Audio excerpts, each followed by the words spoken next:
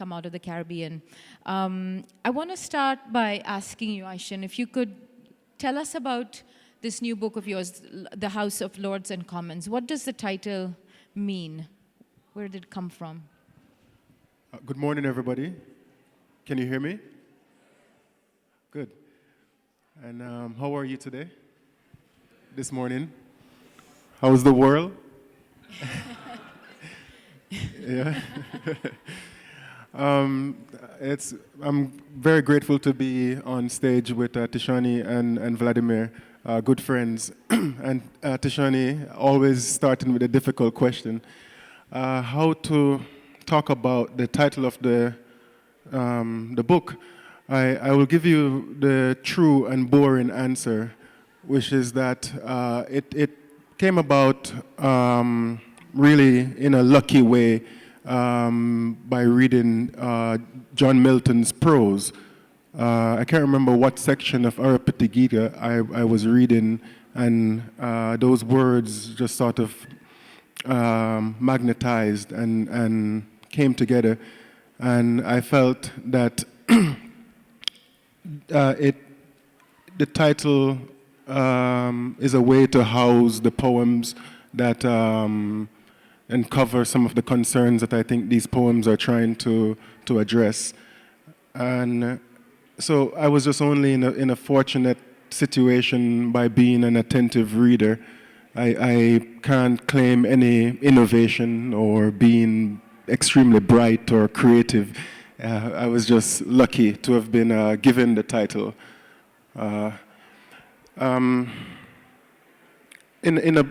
another sense, the obvious thing about the title of the collection is that it points to two broad, say, political implications that I feel is still current in the world, but particularly the world that I am from, the Caribbean, in which the idea of the commoner, the ordinary, rural, usually, citizen, the underprivileged and so on, still exists and are living through tough circumstances. Many of the poems, I think, try to, in a lyric sense, get into the lives of people who are disenfranchised. And on the other hand, you have the powerful, those who are empowered, and most times don't use that power to the best, or for the to help those who are in need. So, in a sense, the title is trying to deal with that division, which is an old trope in literature, but obviously in the Caribbean, given its historical position and that place of that is still in its becoming. You know, it's a constant unfolding narrative. The long, painful history of the Caribbean. So, I hope that's sufficient as a starting point. The book has just been shortlisted as a finalist for the National Book Critics Circle Award. So congratulations, Ishion. Vladimir, tell us about the title, your title, because that also has an interesting story that connects to the poem. So, good morning, everybody. The title had to do with, I think when I started writing this book, when I got to university in Trinidad, was where I actually discovered Caribbean literature in all its girth, you know. You got a few poems here and there in the rote recitation of elocution competitions and so on, but the sense of a full literature, of a full tradition existing was not in my mind until I got to Trinidad, where I studied literature. And I was very, very ecstatic about what I was discovering. And I really felt, there's a sense in which you begin to feel really grounded when you discover a tradition, when you discover people have done the things that you're trying to do, etc. There's something very emboldening about it and so on. So in one sense, I wanted to kind of pay heritage or pour kind of libation to what I had discovered. As you'd notice in the book, there are a lot of dedications to great Caribbean thinkers and so on. But in another sense, I think it's a kind of multivalent title when I thought about it, because I was also trying to see, well, what is my specific place? What is going to be? I mean, it didn't, by the end of the book, that was still not clear to me, but what can I contribute to something people have contributed to for longer than I knew, and so beautifully as well? What could be my special contribution, or the special contribution of my generation to what is happening? So I think that was important in terms of sounding my own ground, as well as being a vessel through which that tradition could speak into new times. I think that kind of covers it, yeah. One of the things that struck me reading both your collections is that you are exploring this idea of, identity via kind of ancestry. And I was thinking when I was one of my mentors, a dancer called Chandralekha, she told me once never to think of myself as a young woman of this country. She said, think of yourself as an ancient woman of this land, which when I was a young woman seemed an odd thing to hear, but it was basically saying, you're part of this big tradition, and how do you then reach back and try to claim it? So you use a lot of epics, myth. In one poem, you're going from Herodotus to Kali to Gorgon to Frederick Douglass, Heidegger. Well, maybe 3 poems. They're spread out. But your influences and the places where you're reaching are very far and wide. And I'd love, if you could read a poem, but also talk about these reaches. Thank you. Let me read a poem. I will read a poem that's not in my voice, as a way to, in a sense, set some of my interest in play, in that sort of associative play that you're alluding to, Tishani. Because I think, obviously the richness of poetry is that it has, like, the great Emily Dickinson said, many windows, right? A house with many windows, and the looking in and out. So I think I am fortunate to be in a position as a reader to consume a vast, go back to being ancient. I can do that from my present location simply by reading, and I can be anything I want to by being a reader. I can be Tishani if I wish by reading her poems. I love invading the voices of other people. The dramatic monologue is probably my favorite sort of poetic form. It just gives you so much freedom and range. And the poem that I will read to you is in the voice of the great Jamaican musician and producer Lee Scratch Perry, who I hope some of you might know him, so I don't have to explain too much. But imagine an eccentric genius of what's a traditional music form here, who is such a genius of that form that he wishes to destroy it, and in that destruction renews the form. That would be a way to think about Lee Scratch Perry, but a simpler way to introduce him to you who might not know him is that he was an early producer of Bob Marley's music, and he perfected the Marley sound. That that edgy voice that Marley has. Lee Scratch is responsible for bringing that out. The poem deals with one of the legacies, when I said earlier that Scratch is a creator destroyer, he built this studio that he called the Black Ark, which he eventually destroyed. One of the great studios of Kingston, many music coming from out of there, the Abyssinians, many of the great Jamaican bands recorded their music there, and many American bands came to make music there. But one day, Lee Scratch decided to burn the studio down.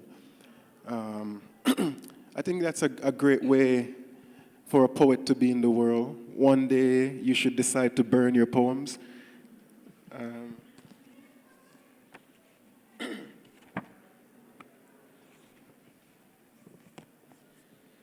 Normally, I prefer to stand, but I'll try to see if I'll stand. I'm more comfortable. The Ark by Scratch. The genie says, build a studio. I build a studio from ash. I make it out of peril and slum things. I alone when blood and bullet and all Christ's fucking American dollar politicians talk the pressure down to nothing. When the equator is confused and coke bubbles on tinfoil to cemented wreath. I built it, a conga drum, so hollowed through the future pyramids up long before CDs spin away rootsmen knocking down by the seaside like captives wheeling by the Keba River. The genie says, build a studio, but don't take any foul in it, just electric. So I make it, my echo chamber with shot rooms of rainbow King Arthur's swords keep in, and one for the Maccabees alone, for covenant is born between man and worm. Next room is Stone Age, after that, iron, and one I named Freeze, for too much ice downtown in the brains of all them crossing Duke Street, holy like Parsons. And in the circuit breaker, the red switch is for death, and the black switch is for death, and the master switch is black and red. So if US, Russia, China, Israel talk, missiles talk, I talk that switch I call Melchizedek. I build a closet for the waterfalls, one for the rivers, another for oceans, next for secrets. The genie says, build a studio. I built it without gopher wood. Now, consider the nest of bees in the cranium of the gong. Consider the nest of wasps in the heart of the bush doctor. Consider the nest of locusts in the gut of the black heart man. I put them there, and the others that vibrate at the feast of the Passover, when the collie weed is passed over the roast fish and cornbread. I upset her. I Django on the black wax, the super ape, E.T. I cleared the wave. Again, consider the burning bush in the ears of Kalanji, and the burning sword in the mouth of the fireman, and the burning pillar in the eyes of the Gargamel. I put them there to outlast Earth as I navigate on one of Saturn's rings. I mitre solid shadow setting fire to snow in my ark. I credit not the genie, but the coral rock. I am stone. I am perfect. Myself is a vanishing conch shell speeding around a discotheque at the Embassy of Angels. Skeletons ramble to check out my creation dub. And sex is dub, stripped to the bone. And dub is the heart breaking the torso, to spring olive-beaked, to be eaten up by sunlight.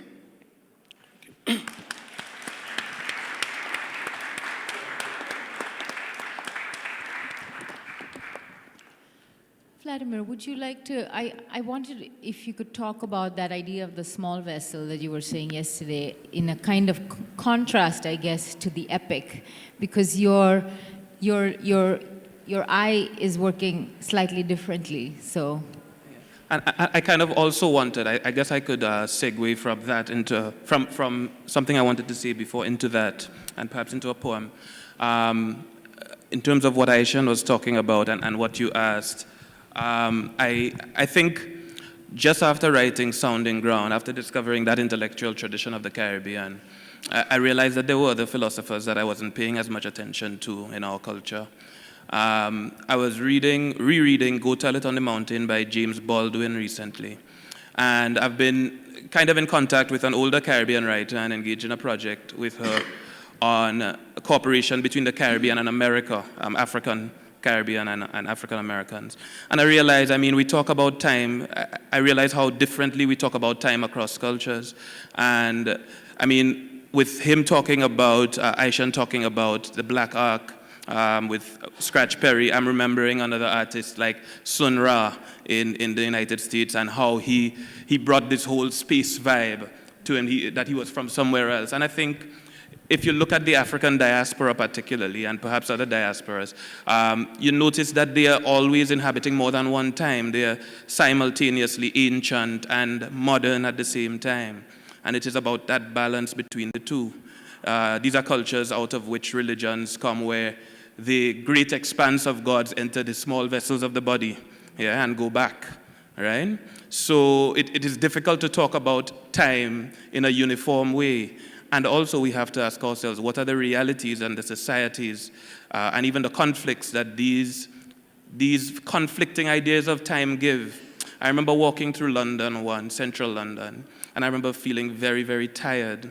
My eyes were feeling very tired from all of the stone and so on, and all of the very, very intricate designs on the buildings. And I wondered why this was. And when I launched my book, Kwame Dawes, who was doing the Q&A, asked, well, he quoted something Derek Walcott had said about the mountains being his monuments. And I mean, what it made me think about was, I mean, there's always, for instance, the complaint in our society about where are the museums, etc. And I wonder whether musea are the products of a certain idea of time. Because when I was walking through London, there seemed to be a fussiness about preserving and, in a sense, owning the ancient, and also a dramatic sense of presenting the ancient that I think is not there, because the ancient is a lot more mundane in our societies. So after looking at these intellectual traditions, I started to go back down, in Ishion's words, to the commons, back to persons like my mother and so on.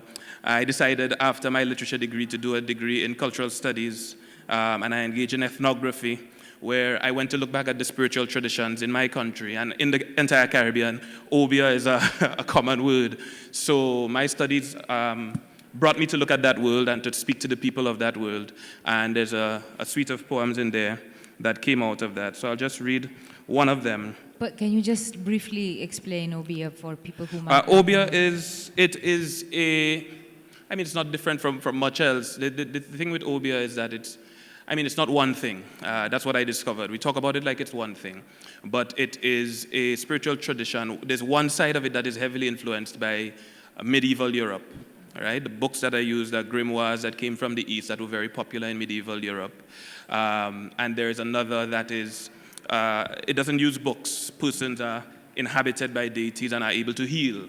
And the beautiful difference about that is that there is a kind of conflict in their discourse, one talking about craft and learning as the way through which one gains power, and the other talks about revelation. And I thought that was a very interesting thing for a poet to have to deal with. And I was having a discussion with someone yesterday about the idea of poems that come through, that the way we talk about poetry as work, which sometimes could feel strange for me. In the sense of I've been working, etc., etc. When you look at work in the wider sense, and also when you're talking about it now very differently in the way of revelation. And just very briefly, what I find interesting about that is in Jamaica, I discovered a group of artists that I liked very much, and they were called the Intuitives. in a very, very kind of fetishizing way, which made me realize as a society, this way of receiving art, or receiving whatever the sources of art are, has been othered.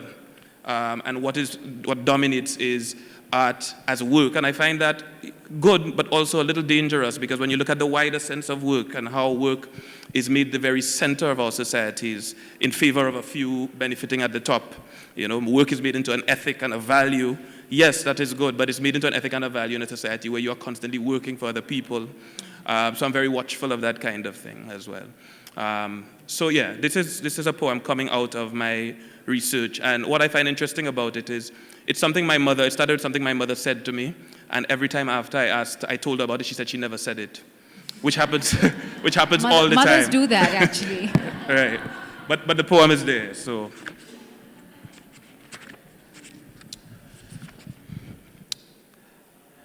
The moth that enters your house at night is a grudge that somebody is holding against you. It half sits, bothered by your light and the roof over your head. It spreads its small evening wherever it lands over the things you love most. A dark tent of dark intentions. Thank you. Lovely. I want to ask, there are in both your books lots of relatives. There's mothers and brothers and uncles and grandmothers and grandfathers. And I remember when I was in graduate school in America, I had my teacher, who will remain unnamed, who banned grandmother poems. He said, we will not have grandmother poems, which I thought was very unfair, even though I didn't have a very special relationship with either of my grandmothers. But the idea of a grandmother as, again, the storyteller or the link to the past, the person who's passing on. So I know you have a very important relationship with your grandmother, and in terms of even how you became a writer. So maybe you'd like to tell us a bit about that. Tishani persists in making me emotional. Well,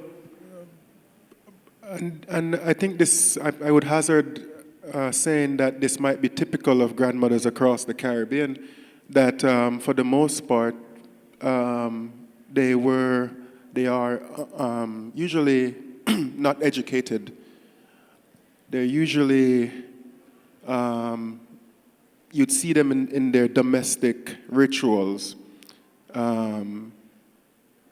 They will have bursts of speeches, ways of talking, but also moments of great silence. And my grandmother, my paternal grandmother, was someone like that. I felt a lot of times that she was not quite real. The way that she was able to hold her silence, very quiet. But there was a halo of stories coming off her. There's this energy that I was drawn to, like the moth in Vlad's poem. And I felt I had to get to the bottom of what she was not saying to me. And obviously you can't get to that by asking her. So I always did the wrong thing by asking her. But she was also someone with that capacity to give and provide without me asking. So the things that I wanted, she provided them without me requesting them. For instance, when the affliction of writing came over me strongly, she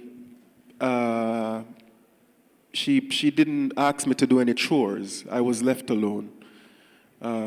Clearly, I took advantage of that and would pretend to write.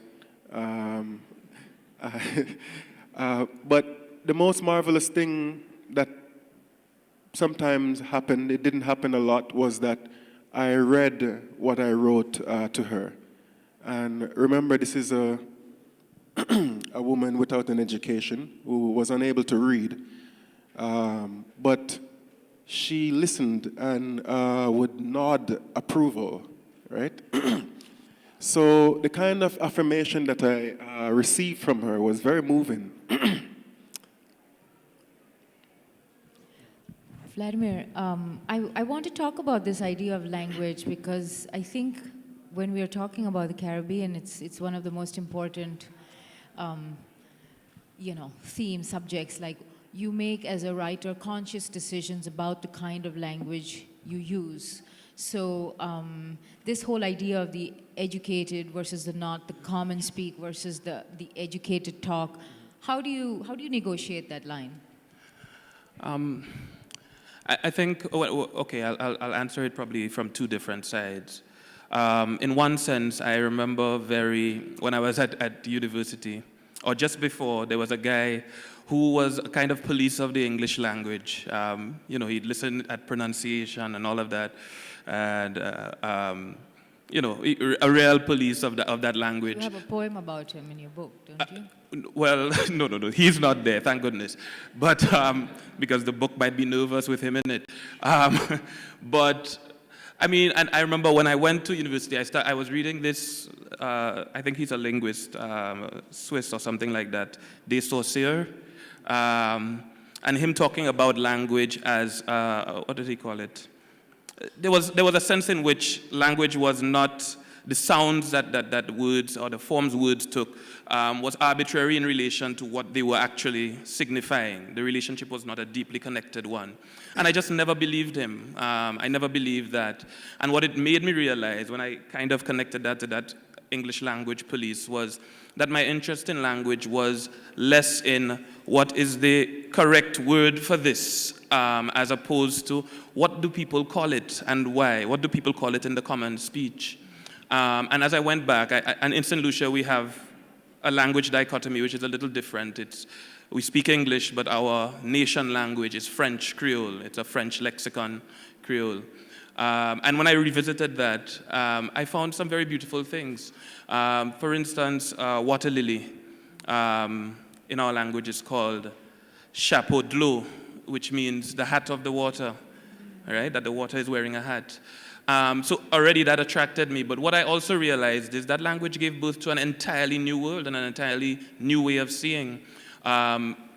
Because I think language carries the DNA of a culture, which is why I've always felt very careful about the use of English and how I use it. I think if I have to use it, there has to be some serious amount of concentration in terms of what I'm saying underneath, or just whatever vibe I'm giving out by using it in that way.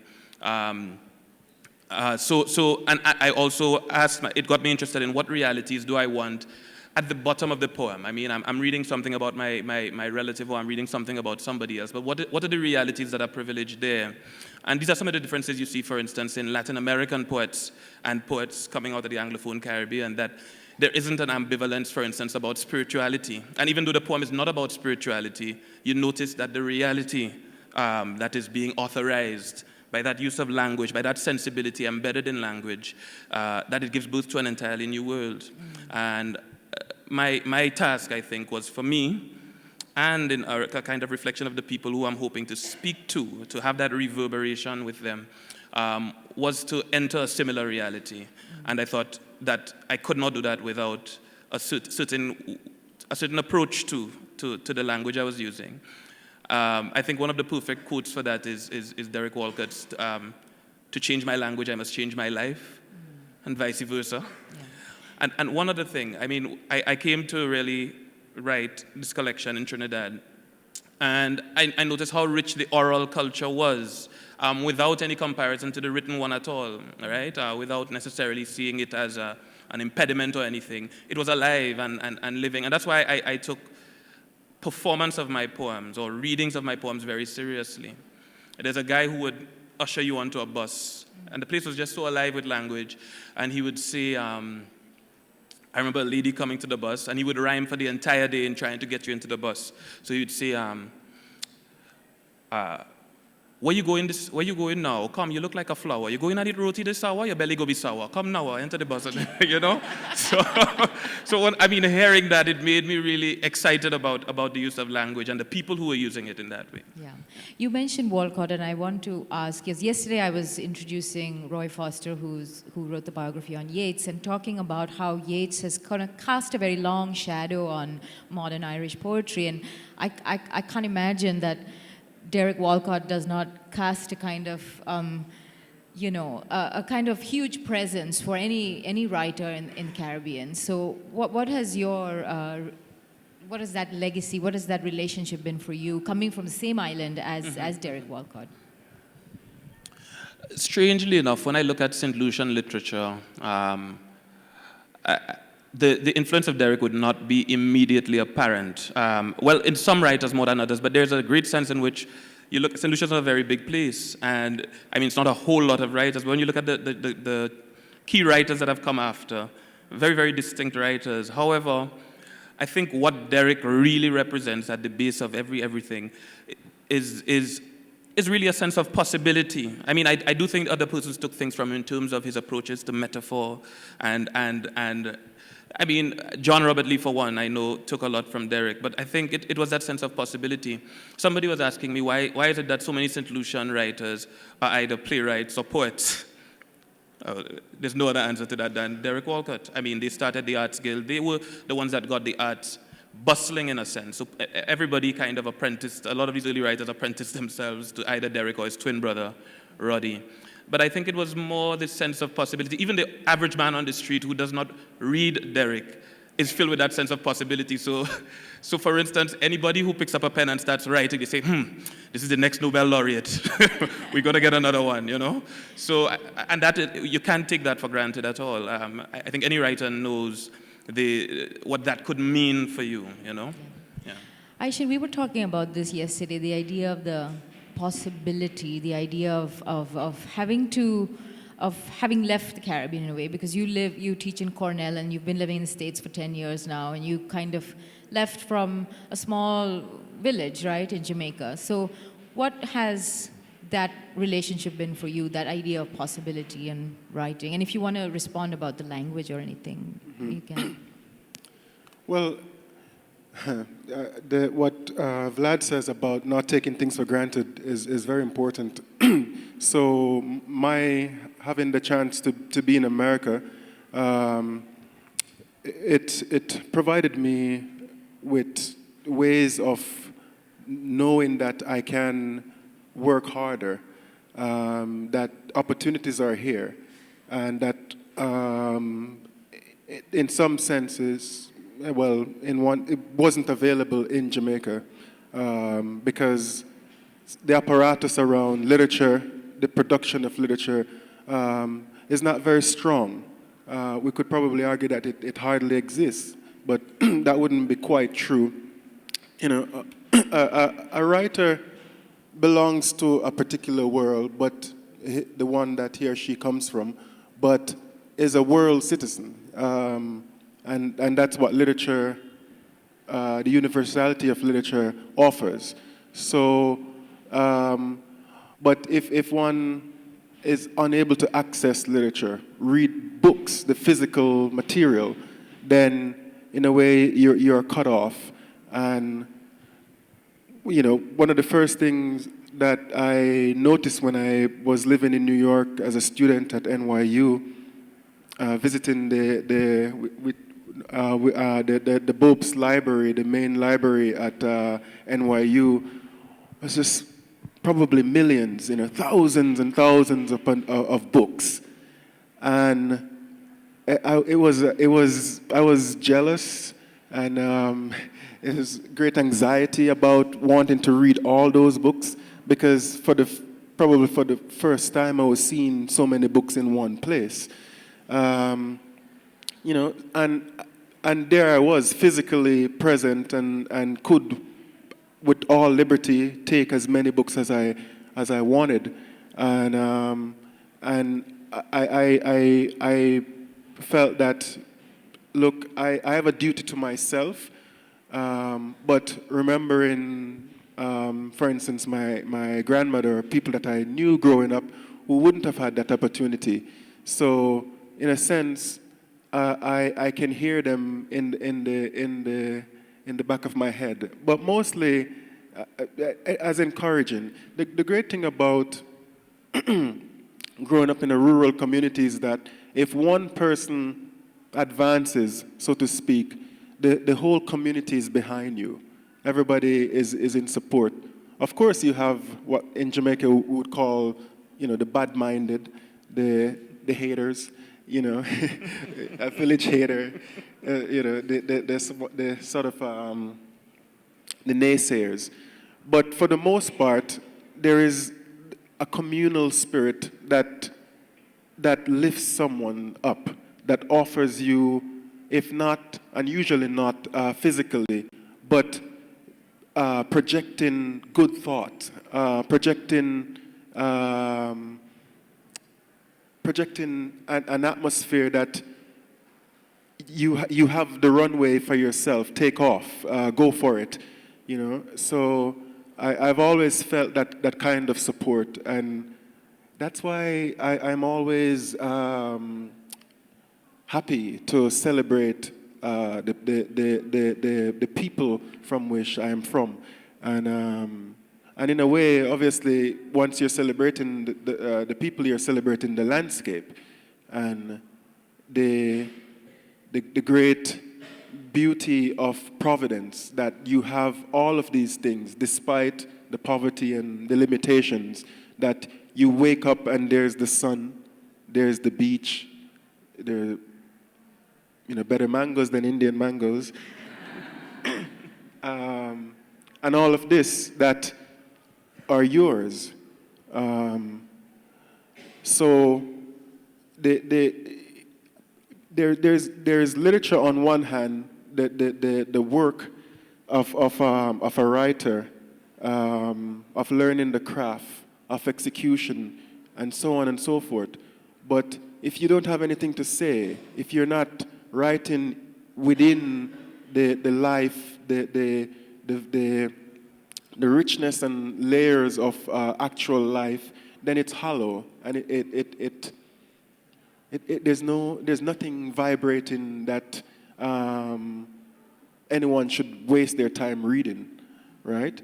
So, and one of the speaking about Walcott and so on, and I agree about the possibility that Walcott represents, and I remember him saying somewhere that we are at the beginning stage of Caribbean literature, right? And that's a very unselfish pronouncement by one of the great poets of our time, in the late career of, late in his writing life, which means that Vlad and I and all the other writers, we have our work cut out, because it's still an unwritten place. The stories are constantly changing, and we have to. You did that a lovely panel on Yeats, and there's a quote that he says, "Difficulty is our plow," right? We have to bow to the plow and work the land and till the field and make stories and poems that generations will read, and through that, provide ways of increasing the knowledge that is already there in the folk sense, in the people, right? But as time goes on, and people are getting moving away from the sources of our cultural starting points, we have to have the literature in place that they return to and resuscitate what is vital to the continuance of what makes the Caribbean the Caribbean. Yeah, that's something I wanted to talk about as well, because when I first went to the Caribbean, one of the things that surprised me was that it was not so easy to get from one island to the other, that often you had to go to America in order to get to this other island. So And last year we had Marlon James and Kai Miller here, and I asked them a question which they found extremely funny, and that was, who publishes you in the Caribbean? They started laughing because they're not published in the Caribbean, their publishers are elsewhere. So this I found strange and in a way kind of shocking, that if you are a Caribbean writer, then how do you have that possibility? How do you make that leap? And what is the connection that makes you a Caribbean writer and makes you a Caribbean writer? How are you both Caribbean writers? I think that last part is the more difficult part of the question. But in terms of the publishing... Dreads. In terms of the publishing, I think it's no different from if you look at the wider kind of society and history of the place. I think there's still some... I remember someone saying at one point, if you had to go from St. Lucia when it was under the French to Barbados, I don't know how true it was, but they said... But I think it is still reflective of some kind of relationships, that you had to go from St. Lucia to France to England and back. That could be totally, made up. But I think I remember a kind of, whether it was a FedEx route or something, that something had to go all the way to Europe. So Europe always has set up themselves as a kind of intermediary between the islands, because all of our islands were not colonized by the same people. And up to today, it remains so. And even when you look at, for instance, Liat, which is one of our main airlines, and if you have to get from one Caribbean country to another, you're sometimes going zigzagging around the Caribbean to go to somewhere that is just next door. I think it's reflective of what was left behind. It's that kind of fragmentation, it's that kind of craziness, that makes connections so circuitous. That is there. And I think it's no different with the literature. I think it's very much an extension of that my publisher is People Tree Press. So in other words, for me to talk to Ishion in Jamaica with my words have to go to England, to Leeds. And of course, I'm grateful for it, but I'm still saying that's not ideal. And I think even Jeremy Pointing agrees that it is not ideal. That my words have to go there, and don't think that your words are untouched there. Don't think that the fact that you have to be published out there does not, in some way, however minute, affect what you're going to say and how you're going to say it. And then it comes down to Ishion in Jamaica or somebody in Barbados in that form. And I think that is the kind of thing that we have to work to break. I mean, when you look at how a lot of societies, if you look at how Walter Rodney has a book called How Europe Underdeveloped Africa. It was that same setting up oneself as an intermediary between people who knew each other already, who shared a history. But what happens in that middle ground? And what is the result of it? The result of it is things like Liat, where if I had to travel to St. Martin, where I first met you. And to go to St. Martin, I went backwards to Barbados. And then I came down into Martinique. I came down into St. Kitts. I flew and then came down into St. Martin, right? So what do we do about that kind of crazy? It's really just something very, very crazy. I mean, and how does that affect us in terms of relating to each other as a people? Yeah, I think definitely in India there are many, many parallels in terms of both language and also this idea of the inside and then the outside world and of course colonialism and what you say, what are we left with? Now I want you were described as a post-colonial poet in the New Yorker, so I want you to explain to me, what does that mean? You'd have to ask the describer. I think I like that. I like that we present this kind of trouble of defining, us. People find it difficult to say who and what we are, and I think it should be that case. The only issue I would have is if that's the only way that people would want to define us, right? So there should be numerous ways of trying to figure us out, and and it should be the case for a poet, wherever she might be, that there is a kind of enigma that goes with the craft, and that shouldn't be found out.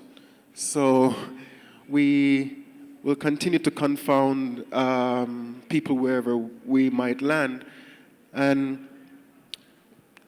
the colonial umbrella isn't going anywhere soon.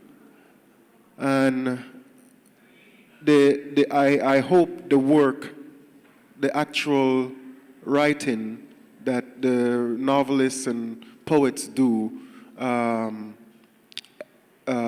always surmount whatever a critic might try to impose, right? So it comes back to a reader. What a reader, when sitting alone with a poem by Vladimir, feels, right? The credible emotion that radiates in a poem.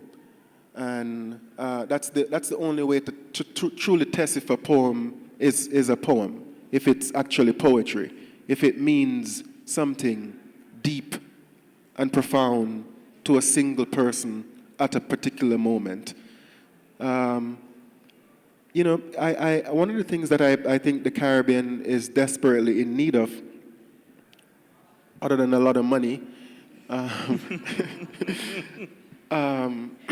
as far as literature goes, there used to be, or there is, a tradition of critical writers that I think we have, at least in the Anglophone Caribbean, that is at a lag. We're at a lag where critical, public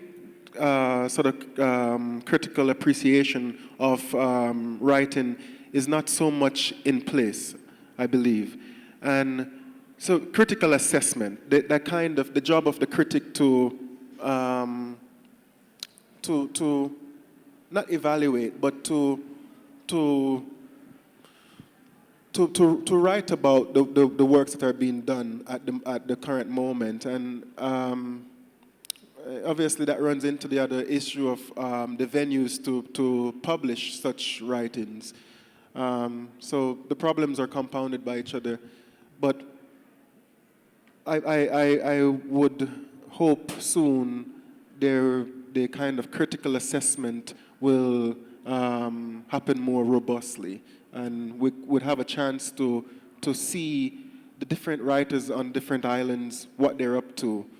And when I say critical assessment, perhaps I'm also thinking of anthologies. We have not had any recent anthology that sort of bring together all the different islands and sort of give a rough scope of what's available and what's out there. We're going to take some questions. We have 10 minutes. Please make them as concise and short as possible so that we can take as many. Yes, this gentleman. Yeah, my question to both of you is that how much, both said that the writing in Caribbean is a bit challenging. So how much the world, Caribbean literary world has changed from the picture painted by Garcia Marquez or V.S. Naipaul in their books, and how you feel that how you can reach the world writing in the Caribbean? Writing in the Caribbean? Writing in the Caribbean, sir. Yeah. How has it changed and how do you think you can? How's the world changed? Yeah, like Okay. since Oh, okay, yeah. Okay. How has the Caribbean changed since Naipaul and Marquez? I think the Caribbean both changes and remains the same. I mean, I think one of the things we complain about is how slow it is to change. But I mean, there are certain things happening. I think the Caribbean is not insulated from the kind of changes that are going on in the world. I was telling someone that the rise of the right, the political right in the United States, in Britain and Europe. I was telling, I think it was you, Ishion, that we have a similar situation in St. Lucia taking place.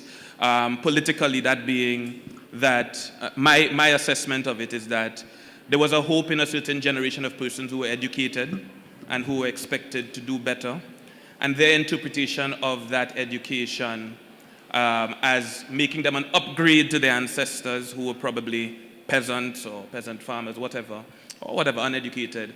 The sense of their own advancement gave way to a certain kind of hubris, and their behavior became no different from the persons who they were criticizing. So now, these very persons that they distinguish themselves from have risen again with a rhetoric that is, deceptively, it's very appealing now. They're speaking a kind of very easy rhetoric, which would not happen if education was treated differently. If that education was not a means for hubris or a means for a sense of one's superiority to make decisions for persons and not out of persons. I think we would have had a different situation. So I think the rise of Donald Trump and whoever, I think we're the generation before, both of politicians and other educated persons who have operated similarly, are to blame for the rise of these people as well. Yes, along with whatever other factors. And I think that change that has happened in the world has happened in the Caribbean. I think even in Jamaica, as far as I know, the government who is right now in power was previously considered to be a kind of right-wing government. I don't know. Oh, they're all charlatans. Yes. So I think similar changes are afoot in the Caribbean as well. And in terms of the writers, where they fall into that, and we've been talking a lot about relatives and ancestors, it's not about, I think it really has to do with how we interpret the work that we're doing. It's not just doing the work, it's how you see. How do you understand yourself as a writer? Do you understand yourself as an upgrade of your people who couldn't write or whatever? Or do you see yourselves as continuing the same work? And that's why I think it's important for writers to understand themselves as workers. Workers in the sense of the farmer and so on, as an extension of that work, not an upgrade, right? And I always make reference to Seamus Heaney's poem, Digging, where he talks about this ancestor and he talks about him digging with his pen. So he's not an upgrade, but working alongside in a different sphere. There's a question here, just a gentleman in the scarf, and then we'll take one from Anne. Thank you very much. Thank you so much for bringing Lee Scratch Perry to Rajasthan. I never thought I'd see that happen, but it's time that it did. Thank you. My question is really about how you write. I'm always really intrigued by how a poem comes to you and how you capture it. And I'm here with my family. My 12-year-old daughter, I think, is already an extraordinary poet, and I'd love her to hear about how you create a poem. How do you physically capture it? Do you just sit on a lot of buses? Is it an affliction that comes over you? How does it happen? I'm still trying to figure it out, and your 12-year-old daughter will probably tell me more. I'm not trying to be flippant, but it is quite a mystery. You do feel as if in an inspired moment, as if some sort of heat has come over you. That the coat of Nessus, that myth about the coat that wrap around the centaur that kills him, and it's a burning coat that he has to throw off. Yes, it's like that. It's so. But there is. Yesterday, I was talking to someone about, for instance, the pleasure of rhyme, right? So there is great delight in some aspects of the creative process. Like trying to figure out the next word to rhyme with the previous word. That is completely thrilling, and you feel like a child. But for me, I think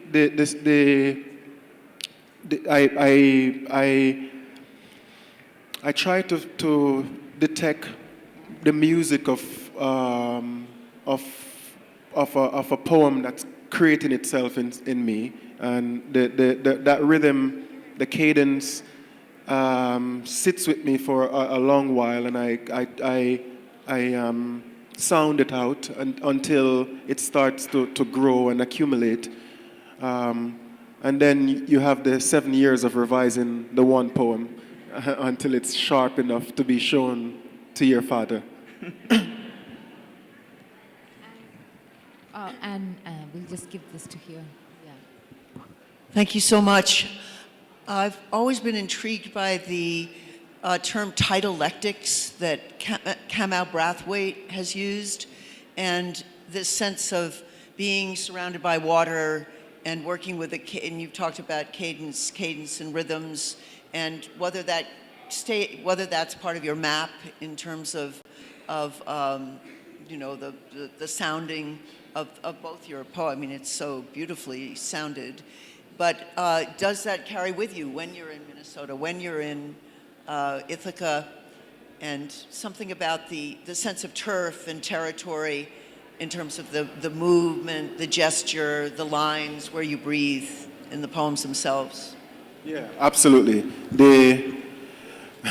You know, growing up so close to the sea, its rhythm is inside my body. It's a natural part of my own rhythm, and I think I don't think it can ever be removed. And so the distance of my, you know, current geographical location does not quite alter the pitch. In fact, it heightens the desire to want to return to that rhythm closer. And I constantly, it's probably it will remain the cliche of my life. You'll always find the sea in a poem of mine. So yes, the ritual of just watching the sea from sunrise to sunset, and also ignoring it, but its presence is inevitable and creeps into the body and carries over into the psyche and finds its way into poems, even when it's not directly mentioned. Vladimir, do you want to? I would say something very similar to what Ishion said anyway. I think I'll let Ishion's answer stand in the interest of any other questions that may be there. I think, unfortunately, we're out of time. Sorry about that. We'll be moving out, and I think perhaps there are books to sign, so we can continue the conversation outside. But thank you so much. Thank you, Vladimir and Ishion. Thank you. Yes, ladies and gentlemen, put your hands together for Ishion, Vladimir, and Tishani for such a wonderful session, their very unique session. And both poets will be signing their books outside at our left between Durbar Hall and Batak. So please head out, there's a little book signing tent there, and you can ask any other further questions. The next session here at Durbar is The Street of Eternal Happiness.